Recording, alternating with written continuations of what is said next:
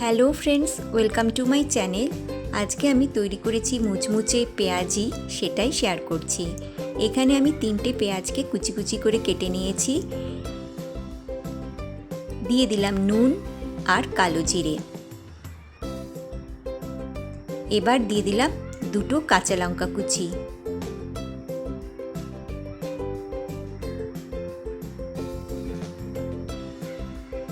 দিয়ে দিলাম 4 চামচ বেসন আর দিলাম 1 চামচ চালের গুঁড়ো। এবার খুব ভালোভাবে মিশিয়ে দেব। এখানে কোনো জল ব্যবহার আমি করছি না, পেঁয়াজ থেকেই জল ছেড়ে আসে। যদি একটু ড্রাই মনে হয় সামান্য একটু জলের ছিটা দেওয়া যেতে পারে। কড়াইয়ে তেল গরম হয়ে গেছে। এবার গ্যাসের ফ্লেমটা মিডিয়াম করে একটু চ্যাপটা শেপ করে আমি এগুলো দিয়ে দিলাম।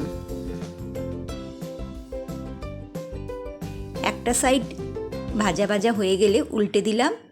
এবার দুটো সাইডই লাল লাল করে ভাজা হয়ে গেছে। এবার ভালো করে তেল ঝরিয়ে উঠিয়ে নিলাম। এবার গরম গরম সার্ভ করব। উপর থেকে দিয়ে দিলাম বিট নুন বা ব্ল্যাক সল্ট। রেডি হয়ে গেল আজকের রেসিপি মুচমুচে পেঁয়াজি। কেমন লাগলো অবশ্যই জানাবেন।